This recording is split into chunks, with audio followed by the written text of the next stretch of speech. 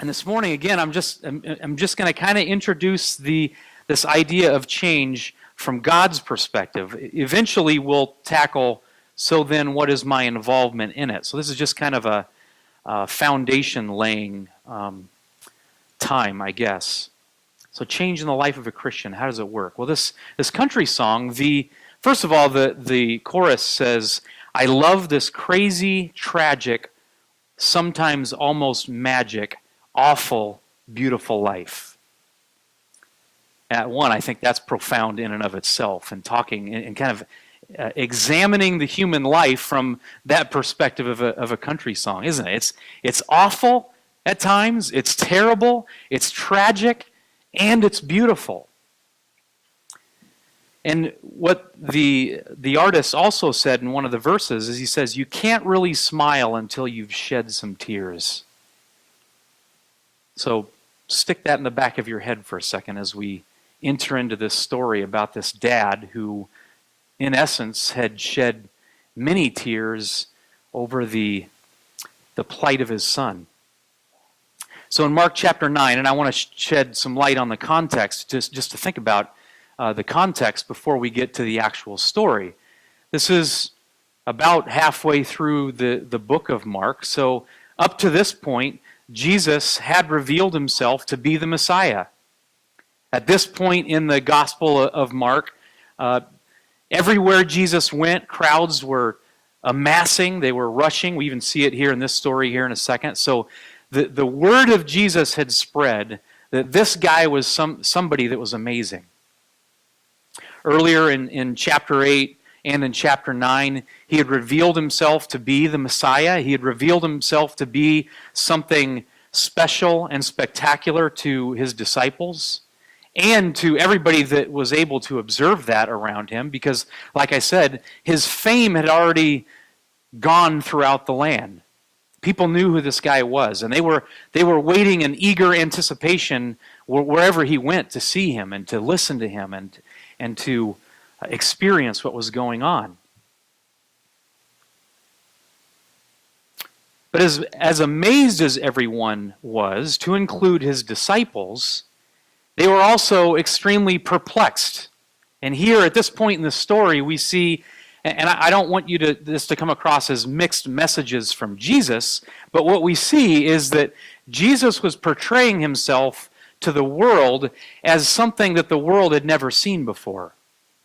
So in one sense, he uses words like power and glory and things like that, but yet the way that he was revealing himself was somewhat like the human understanding of power and glory and honor, but yet in very much the other way, Jesus was revealing himself as the complete opposite of what human thinking was regarding power and glory and honor and all of those things.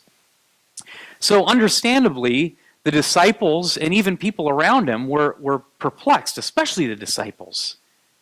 Because when they hear the word Messiah, when they hear the word Christ, excuse me, because it was just prior to this story that Jesus asked the question of his disciples, hey, who do you think that I am? And they said, well, some say that you're Elijah, some say this. And he says, well, who do you say that I am? And they said, well, you're the Christ, you're the Messiah. But then in the same paragraph, in essence, he says, yes, you're right. But then he says, the Messiah, the Son of Man, is going to have to go suffer and die and experience suffering. And that just didn't compute with the disciple. It didn't make any sense. From their perspective, the Messiah meant power in the full capacity that humans understood power.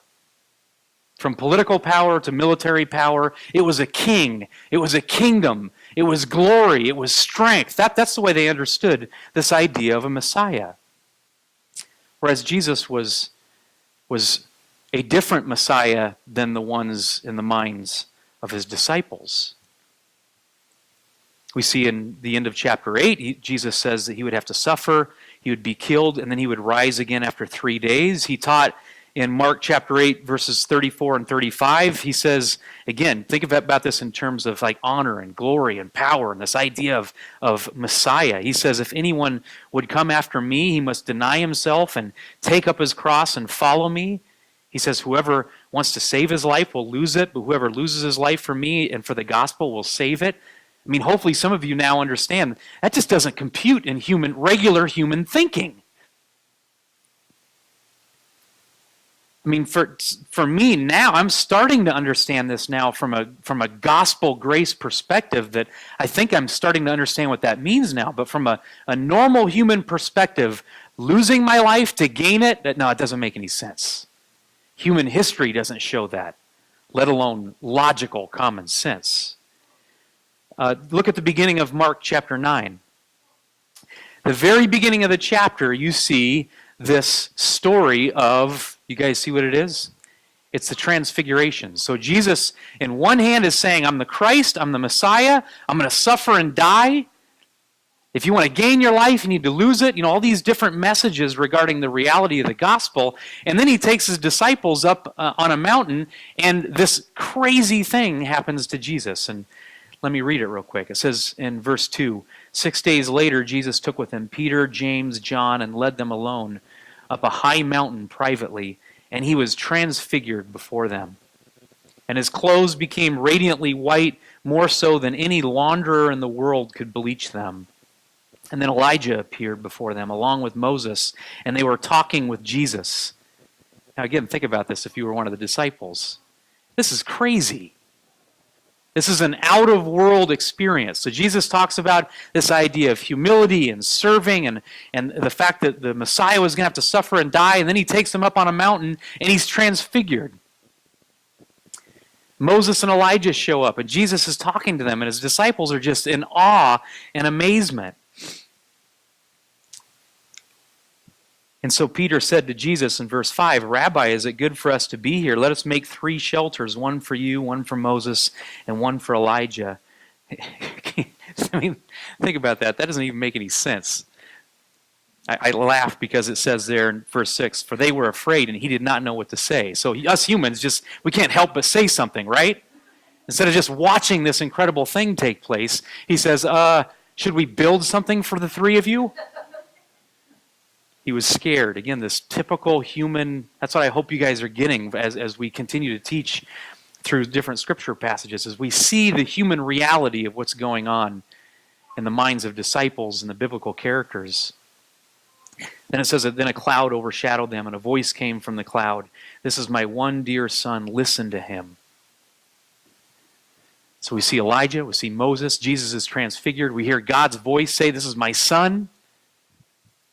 And his disciples are just blown away, and then suddenly they're all gone, and nobody's around them except Jesus. And then they're coming down the mountain, and Jesus says, hey, don't tell anybody that. Yeah, humans are real good at that, aren't they? Don't tell anybody what you just saw. He gave them orders to not tell anyone what they had seen. And look at what he says, until after the Son of Man had risen from the dead. I give you this little context here because his disciples this is hard to compute. Now, what's this have to do with change as we kind of enter into the story here in just a minute of the boy and his dad? Jesus, through this whole process, which I love that word, this process is changing his disciples. They're confused. They're perplexed. They don't understand the reality of what the Messiah is at this particular point. They don't understand these things that Jesus is saying. And what's interesting to me is then we have this insertion of this little story right at, like in progression right after we see all of this take place. Confusion from the disciples, almost, and don't get me wrong, it's not mixed messages, but from a human perspective, it's almost mixed messages from Jesus because they can't comprehend it yet. But it's this process that Jesus has the disciples in and through, in which he is changing them. And I have a particular point in which to show you how he's changing them. So let's look at this little story. So we see look at verse 14. It says, and when they came to the disciples, they saw a large crowd around them and experts in the law arguing with them. So we see experts in the law, Pharisees, Sadducees, arguing with, there's some of the disciples were there in this crowd. Jesus was entering into this situation with some of the other disciples, and they see these people arguing. They're having a debate. Well, look at what they're debating about. They see them arguing with them in verse 15. When the whole crowd saw him, they were amazed and ran at once and greeted him. This is Jesus. So again, Jesus' fame was throughout the land. Jesus walks up on this argument, and all the people all of a sudden shift to Jesus. It says they were amazed, and they ran at once and greeted him. In verse 16, and he asked them, "What are you arguing about with them?" And a member of the crowd said to him, "Teacher, I brought you my son who is possessed by a spirit that makes him mute. And whenever it seizes him, it throws him down, and he foams at the mouth and grinds his teeth and becomes rigid." Now, hold on a second in the story. Jesus first asked, "Hey, what were you guys arguing about?" And this guy presents himself and says, "Hey, I brought my son. I brought my son to bring him to you." There's an implication here. The guy believes that Jesus can heal his son. But Jesus wasn't there at that particular time. And I don't think this is speculation, because the story doesn't go into the argument at this point. But we do know that, as we talked about in Sunday school this morning, that the prevailing thought of religious people at that time, the experts in the law, and I'll tell you, even the prevailing thought of the disciples was, there was a reason that boy was in the condition that he was in. And you guys know what that is, right? After talking about it in Sunday school. The boy was stricken with whatever he was stricken by because of his sin and or the sins of his parents. And I say that the disciples thought this too, because in John chapter 9, verse 2, his disciples explicitly asked him that same question regarding a blind person. A blind person was presented to Jesus, and his disciples literally asked Jesus, "Hey Jesus, who sinned in order for this guy to be blind? Was it the guy or his parents?" See, the prevailing thought was, if something was wrong with somebody, if they were poor, if they had a disease, anything that was construed as bad from a human perspective, the religious thought was, you know why that person's experiencing that? Because he had it coming to him. And God is punishing him. And justice is taking place. That's what the prevailing thought was.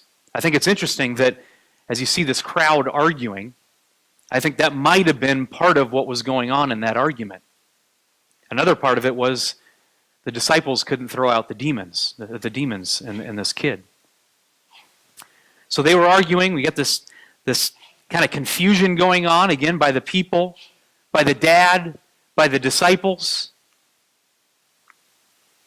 It's interesting, even thinking about that perspective of what this boy and that family experienced is what I think is the opposite of mercy. And we're going to see something different in how Jesus acted. Again, because of the prevailing thought of that day that, hey, this is God's punishment, that meant that you didn't show mercy to people like that. There was no kindness to people like that, because God was taking care of it through the act of the infliction. So no mercy. And note what Jesus asks. Just lost my place here. He talks about his son and what happens. He says, I asked in verse 18, I asked your disciples to cast it out, but they were not able to do so. In verse 19, he answered them. This is Jesus, and it's interesting that he says this. He says, you unbelieving generation, how much longer must I be with you? Now look at God's process. Well, first of all, then Jesus asks, they said they brought the boy to him, and when the spirit saw him, he immediately threw the boy into a convulsion. He fell on the ground and rolled around, foaming at the mouth, and Jesus asked his father, I think it's an interesting question. He asked his father, how long has this been happening to him? And he said, from childhood. And it's interesting, the definition of that word there could mean from infancy, which is interesting when you think about that debate regarding the sin of the child. Was it the sin of the child that caused him to be this way? regardless of why Jesus asked, whether it was to try to teach or make a point, the act of mercy is amazing in light of what the family didn't experience in their own culture and community. And I want you to take a look at God's process of change now through this story.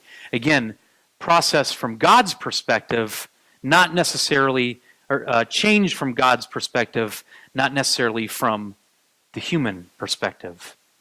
And the first point I want to make here is God allows outside circumstances to bring awareness of our need for help. Again, we just talked about that in Sunday school this morning, but look at how this happens in this story, and I'll say the point again. God allows outside circumstances to bring awareness of our need for help. And I said in my notes, God's creatures need His help. And look at how He does this here. He says, from childhood, this has been taking place. And the father says, it has often thrown him into fire or water to destroy him. But if you are able to do anything, now remember, who is he talking to here? The creator of the universe. And the man who had shown himself to be such already as a man on the earth. The irony there, if you are able to do anything. And look at what his next, what his question is. And the question is, and what he says is, have compassion on us and help us. A couple interesting things. So first of all, do some of you have a different translation? I know you do. What does it say? Mine's a little different. Have pity on us. And it's the same word, and help us. Have pity, have compassion. Pity and compassion is kind of the same idea. The word for help also has the connotation of rescue us, this concept of rescuing. Sometimes I think in the English word we can lose the strength of it. That help sound, yeah, this guy needed help, but he could have even been appealing to say rescue us. And it's also interesting, he says us, not just him. He's not just placing his boy in front of Jesus and saying, hey, will you rescue him? I mean, those of you that have been or are fathers or grandfathers, or even if you can recognize what a father goes through or what a mother goes through, do you think of your own child experiencing a lifetime of what this child had experienced? And not just the child, the parents, the anguish, the pain, the human emotional roller coaster of what this family had experienced. And it's hard enough just going through that experience, but they were probably shunned from their community because of the prevailing thought of the day. They were looked down on. They were chastised. And here he comes to Jesus. He recognizes his need, at least from a superficial aspect.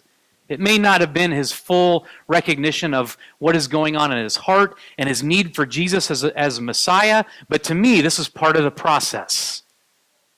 God was allowing outside circumstances in the life of the son and in the family, and now this guy comes to the Messiah and he says, have pity on us. Have compassion. Have mercy. And come to our aid. Rescue us. Help us. Brings to mind Matthew chapter 9, verse 13, where Jesus says, and refers to the Old Testament passage where he says, I desire mercy and compassion and not a sacrifice. He was constantly pointing that or holding that concept up to the religious leaders of his day. Hey, I desire compassion. I desire mercy, not a sacrifice or the law. I have a quote by Jeff here that he said last week. He said, God, and this is what happens, and thinking about this as far as the process of change for this dad, this boy, the family, and even people who were observing it. And he said, God takes our focus off what we think we need to help us understand what we really need. Now I say that because in one sense, the dad has a real need here, doesn't he? The boy has a real need. And that's what he thinks that he needs. But now look at how Jesus kind of transitions to something different in this process of change. I just think it's amazing. So he says, have pity on us, have mercy on us. And Jesus says, It's interesting. The guy says, hey, if you are able. And then Jesus said to him, if you are able. It's just interesting to me that in the English translation, it's not a question mark exclamation point, because I don't think Jesus is really asking a question there. He's kind of saying back to the guy, almost in kind of a sarcasm, maybe. If you are, he's talking to the creator of the universe, and he says, if you are able, he says, all things are possible for the one who believes. And immediately, the father of the boy cried out and said, and this is this aspect of, so the father came to Jesus with a specific need. And now, this is where I'm saying, I believe this process of change that God had this man under is that now God is helping him understand that there's a greater need than just the physical need of his son and the need for maybe peace and comfort and relief in the family. Look what the father says. Immediately the father of the boy cried out and said, I believe. And he says, help. And it's the same word for help that was used earlier with the idea of rescuing or coming to the aid of. He says, help my unbelief. I think this is amazing in light of what was going on with the disciples. In kind of the confusion that was happening at that point in time, that God had his disciples in a process, God had this family and this boy in a process of change, that there was times of confusion, there's times of specific pointed needs, but yet what is God doing in the midst of all of that as well? That's what we talked about in Sunday school this morning. He is helping us to believe. The problem was unbelief. Unbelief from his disciples, unbelief from the man. I guess I should have kept the whiteboard out from Sunday school to point of what through this process of change, what is God doing in the hearts of each one of you, whether you know it or not. Most of the time it's you don't really know it. Most often we want the struggles of our current situation, when it involves pain, loss, discomfort, those kinds of things, conflict. We just want to be done and through with it. We want to get on with the destination. Remember, I preached some sermons years back talking about that it's about the journey, not the destination. We want to get to the end point. We want to get to the relief. We want to get to the comfort. But what God is wanting us to know is that He is working in the midst of that specific journey. In the midst of the journey of the dad, in the midst of the journey of the boy, they want relief, they want comfort, they want respite, and that's not a bad thing. But in the midst of that suffering, guess what else God is doing? He's exposing the need for help. He's exposing the need of the humans that says, I need help, and I need the help of that man right there who is Jesus Christ.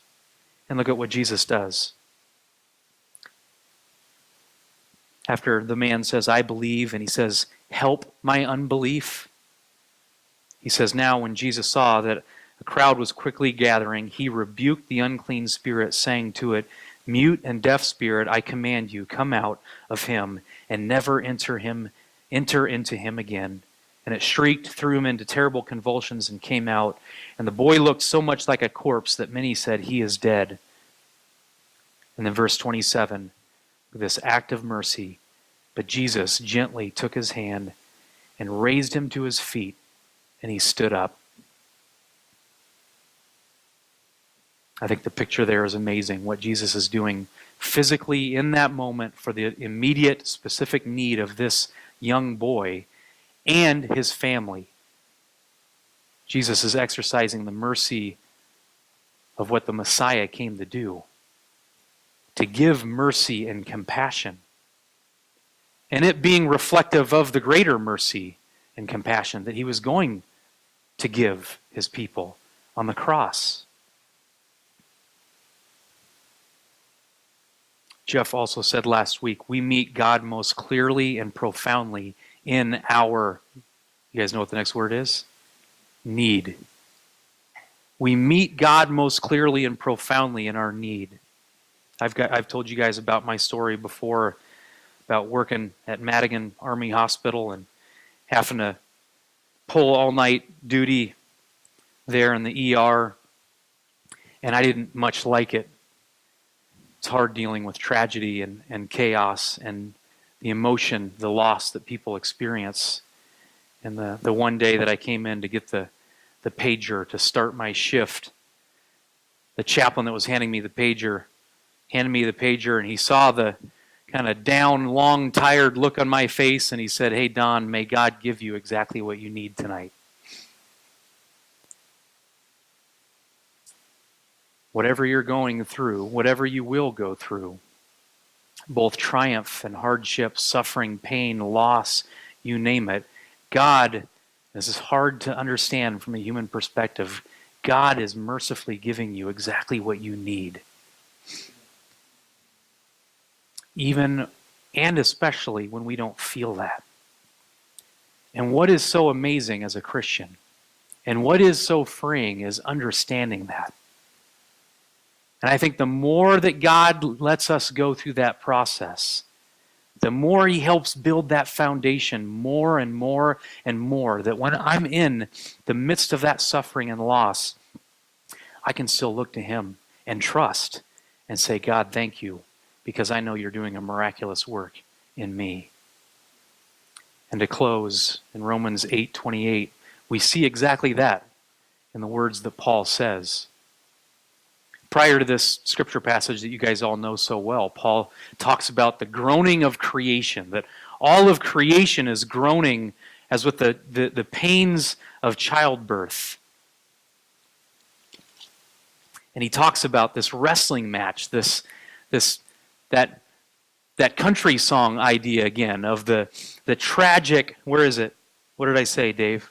I love this crazy, tragic, sometimes almost magic, awful, beautiful life. I think Paul's talking about that at the beginning of this verse, in that context, where he says, here, let me find it. 8. He says, "For we know that the whole creation groans and suffers together until now. And not only this, but we ourselves also, who have the first fruits of the Spirit, we groan inwardly as we eagerly await our adoption, the redemption of our bodies. For in hope we were saved."